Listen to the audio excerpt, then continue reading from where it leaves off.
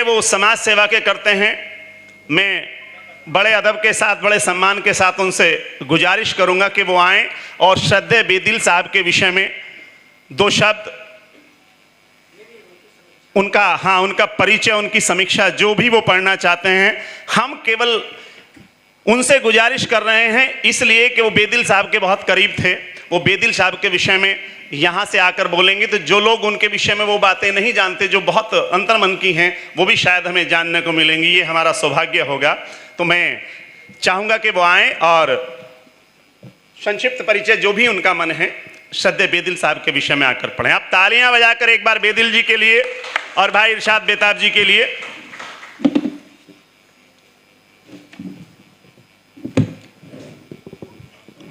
आदरणीय अध्यक्ष महोदय, तमाम मेरे साथी, कवि कुल के साथी और तमाम मेहमान, मेरा एक बार पुनः आपको नमस्कार, प्रणाम, सलाम। साथियों, जहाँ तक हमारे अग्रज, हमारे उस्ताद, हमारे प्रेरक डॉक्टर के बेदिल साहब की बात है, जितना भी वक्त मुझे उनकी शागिर्दी में शिष्य होने के नाते मुझे मिला, उतने समय में मैंने उन्हें कुछ बेहतर जानने की कोशिश की, बेहतर सीखने की कोशिश की। बहुत सारे उनके शागिर्दों का, शिष्यों का मुझे पता चला और उनकी कई सारी शिष्यां भी हैं, जिनमें से सीमा विजय वर्गीस जो अलवर से हैं, 2024 के प्रोग्राम में, 2023 के प्रोग्राम में एक बार जब मैं बेदिल साहब के साथ बैठा था तो वहाँ पर एक फ़ोन आता है और कहते हैं कि मैं सीमा विजय वर्गीस बात कर रही हूँ। तो बेदिल साहब के नंबर सेव नहीं था, बहरहाल दूसरे फ़ोन में था, तो उनकी बात हो रही थी। उन्होंने कहा कि बेदिल साहब, मैंने सुना है कि आपका जन्मोत्सव मनाया जा रहा है, आपके शिष्य, आपके शागिर्द इरशाद बेताब एडवोकेट आपको बाकायदा एक उस्ताद होने के पगड़ी आपको पहनाना चाहते हैं। उस प्रोग्राम में मैं चाहती हूँ कि जो मैं समीक्षा लिखूँ वो उसमें पढ़ी जाए।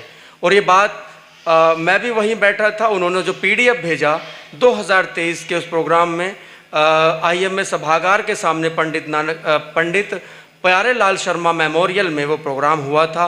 एक बार मुझे फिर ये अवसर प्राप्त है कि मैं डॉक्टर सीमा विजय वर्गीस अलवर साहिबा का, जो उनकी शागिर्दा शिष्या थी रहें, मैं उनका लिखा हुआ वो समीक्षा, परिचय मुख्तसर पढ़ूं, क्योंकि समय इतना हो गया है कि मेरे लिए कंप्लीट पढ़ना शायद दूभर हो जाए। जहाँ जहाँ से मुझे लगता है मैं वहाँ से सीमा विजय वर्गीस साहिबा से क्षमा प्रार्थी होते हुए मैंने उनसे एक वादा तो नहीं, भरोसा दिलाया था कि मैं इसे कंप्लीट पढ़ूंगा। लेकिन समय के अनुभव और समय के अनुकूल होते हुए जो मेरे सामने है मैं उसे पढ़ना चाहता हूँ। साथियों, ये सभी को ज्ञात है कि के बेदिल साहब की फैमिली शामली चंदोसी से वाबस्ता रहीं। बाद में 1984 में मेरठ में आप आए और यहाँ आपने अपने कारोबार के साथ साथ शायरी का सफ़र जारी रखा। हिंदी और उर्दू दोनों में आप महारत रखते थे। आपके जहाँ जहाँ शायरी में, उर्दू शायरी में आपके शागिर्द हैं, बहुत सारे अनगिनत हैं, वहीं पर हिंदी कविता, हिंदी साहित्य में बहुत सारे हिंदुस्तान में जगह जगह सैकड़ों शिष्य और शिष्या हैं। ये एक छोटा सा परिचय बेदिल साहब का मैंने बस मुख्तसर किया है। पढ़ने के लिए और बताने के लिए बहुत कुछ है। हम चाहेंगे कि उनकी बेसिक बातें उनके साथी भोला जी हैं और कई साथी और हैं, वो भी इस बात को रखें। मान्यवर कृष्ण कुमार बेदिल साहब गज़ल विद्या के सुपरिचित हस्ताक्षर हैं। आप उस्ताद शायर हैं, इसलिए अरूज के हिसाब से आपकी गज़लें बहुत पुख्ता हैं। आपने जीवन जगत को बहुत बारीकी से देखा है, इसलिए कहन में बहुत परिपक्वता है। चूँकि उर्दू के आप प्रखंड विद्वान हैं, उर्दू क्षेत्र में आप रह रहे हैं, इसलिए उर्दू शब्द सहजता से आपकी शायरी में आ गए हैं।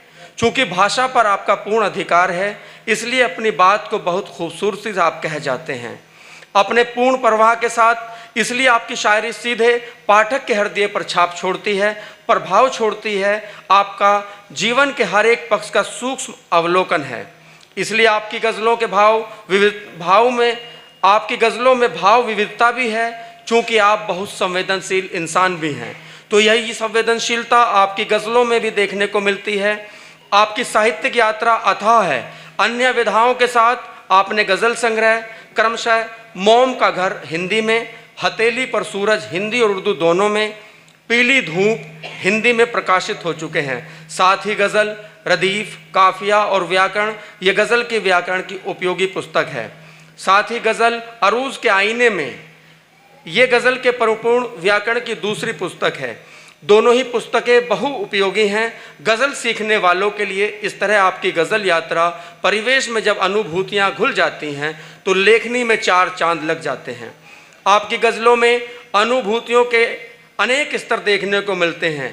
उन्हें बिंदुवत इस प्रकार देखा जा सकता है।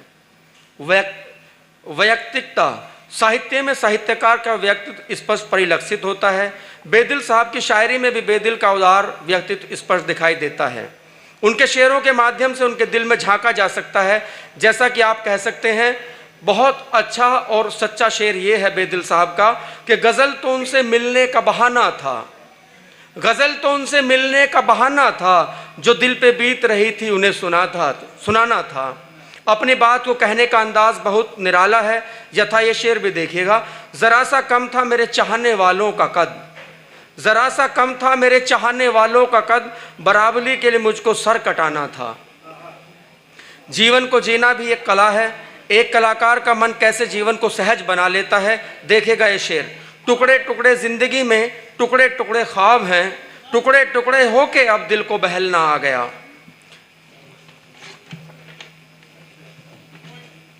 विपरीत परिस्थितियों में भी कलाकार हृदय कैसे सामंजस्य करता हुआ आगे बढ़ता है तथा परिस्थिति के कैसे अपने अनुकूल बना लेता है। जैसा कि बेदिल साहब कहते हैं, तेज आंधी थी मगर कम भी ना था अपना चिराग, रफ्ता रफ्ता फिर हवा को रुख बदलना आ गया। और यहाँ जहाँ प्रेम की बात हो तो प्रेम जीवन की मूल शक्ति है। प्रेम है तो जीवन है। सभी सुकोमल भावों का हृदय में समावेश होगा। प्रेम ही मनुष्य को मनुष्य बनाए रखता है। प्रेम की अनुपस्थिति ही हैवानियत है। एक कलाकार मन तो प्रेम का समुद्र होता है, जिसकी अनुभूति उसकी कृति में पल पल दिखाई देती है। इस तरह बेदिल साहब प्रेम की अभिव्यक्ति कुछ इस तरह करते हैं। फिर मोहब्बत की दराजें खोलकर खत पुराना रोज पढ़ना चाहिए, या यूं कहें कि उसने हाथों से छू लिया होता, उसने हाथों से छू लिया होता, दिल के सब जख्म भर गए होते।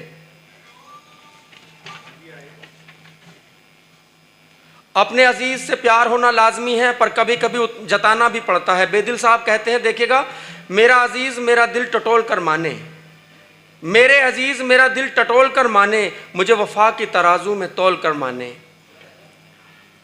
सामाजिकता की बात करते हैं तो साहित्य समाज का दर्पण है, और सजग साहित्यकार समाज में जितना लेता है उसे अपनी अनुभूतियों को जोड़कर दुगना भी लौटा देता है। बेदिल साहब जैसे सजग शायर इस मामले में किसी भी सूरत में पीछे नहीं रहे। देखिएगा ये शेर बेदिल साहब का, कोई दस्तक भी अब देगा कहाँ से, कोई दस्तक भी अब देगा कहाँ से, हमारे घर में दरवाज़ा नहीं है, हमारे घर में दरवाज़ा नहीं है।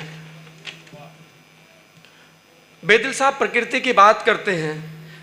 कभी प्रकृति देखकर मन के भाव उमड़ पड़ते हैं तो कभी मन के भावों की अभिव्यक्ति में प्रकृति सहायक बन जाती है। बेदिल साहब के भाव अभिव्यक्ति में प्रकृति सहचरी बनकर नजर आती है। यथा देखिएगा, बेदिल साहब कहते हैं कि रात उतरा था चांद पानी में, रात उतरा था चांद पानी में, कितना तन्हा था चांद पानी में। राजनीति पर भी बेदिल साहब के बहुत अच्छे अच्छे शेर अशार। राजनीति आज सियासत हर तरफ इस कदर गहरा गई है कि समाज का मूल स्वरूप ही बदलने लगा है। भारतीय समाज के प्रतिमान कितने बदल गए हैं। आज के समाज में तो हर कोई अपने मन का राजा है, कोई किसी को कुछ समझता ही नहीं और न ही कुछ मानता है। बेदिल साहब ने इस बात को कितने सुंदर प्रतिमान के साथ स्पष्ट किया है। देखिएगा ये शेर, ये दौरे नौ की शतरंज बेदिल, ये दौरे नौ की है शतरंज बेदिल, सभी हैं शाह कोई प्यादा नहीं है। एक शेर ये भी देखिएगा कि मैं गुनहगार सही हजरत वाइज लेकिन, बेदिल साहब का बड़ा मशहूर शेर, मैं गुनहगार सही हजरत वाइज लेकिन, अपने किरदार पर भी एक नजर एक नजर। तमाम ऐसी अगर जीवन दृष्टि की तरफ से देखा जाए बेदिल की शायरी को, तो बेदिल साहब चूंकि एक बेहतरीन फनकार हैं, इसलिए जीवन को देखने का अंदाज भी उनका निराला है। देखिएगा उनका ये शेर है, अगर फनकार तो इंसान होना शर्त है अगर फनकार तो इंसान होना शर्त है, दूर तक जाती है खुशबू साहिब किरदार की। वे आगे कहते हैं, ये सलीका भी अता कर दे मेरे मालिक मुझे, ये सलीका भी अता कर दे मेरे मालिक मुझे, झुक के सजदा भी करूं इज्जत रहे दस्तार की। उनकी शायरी का एक और वहीं एक सुखनवर होना भी कितना आसान है। देखिएगा ये शेर, एक मिसरे में गुजर जाती हैं रातें, एक मिसरे में गुजर जाती हैं रातें, इंसान इतना आसान नहीं दुनिया में सुखनवर होना। एक प्रवाहमान संसार में हर परिस्थिति में चलने का संदेश देते हुए बेदिल साहब कहते हैं कि सफ़र दुश्वार है, रुकना नहीं है, यही सीखा है अपने ज़िंदगी से। अगर आध्यात्मिक दृष्टि से बेदिल साहब को देखना है तो उनका ये शेर भी देखिएगा कि हौसला तुमने दिया मुझको संभलना आ गया, हौसला तुमने दिया मुझको संभलना आ गया, हट गई बैसाखियां पैरों पे चलना आ गया। उस परमात्मा की अनुभूति करते हुए बेदिल साहब कहते हैं, तखय्युल में, तसव्वुर में, समाअत में, बयानों में तुम ही हो, बादलों में, कहकशा में, घटा में तुम। बेदिल साहब आगे कहते हैं कि किरण में हो, शफक में हो, तुम ही बेदिल उफक में हो, गुलिस्तां में तुम ही, कलियों में फूलों की रिदा में तुम। इस तरह बेदिल साहब की गज़लें वक्त का आईना हैं, जो आज का तो प्रतिबिंब है ही, भविष्य के लिए भी सुंदर संदेश प्रेषित करती हैं, जो समाज को जोड़ने का कार्य करती हैं, तोड़ने का नहीं।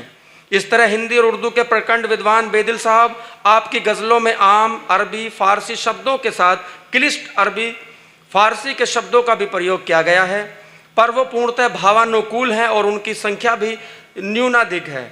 हिंदी का विशुद्ध रूप आपकी गज़लों में देखने को मिलता है, लेकिन लोकल कर देने के चक्कर में भाषा को विकृत करने का प्रयास बिल्कुल नहीं देखने को मिलता है। आपकी रचनाओं में व्याकरणिक नियमों का पूर्ण पालन किया जाता है, जिनसे गज़लें भाषाई दोषों से विमुक्त हो गई हैं। आपने सुंदर सुंदर उपमानों के द्वारा अपनी बात को सुंदरतम ढंग से कहने का प्रयास किया है। बात कहने का भी लहजा बहुत सुकोमल है, जो गज़ल की प्रकृति से मिलता है। बहुत धन्यवाद और मेरी हार्दिक जी आप करो जी।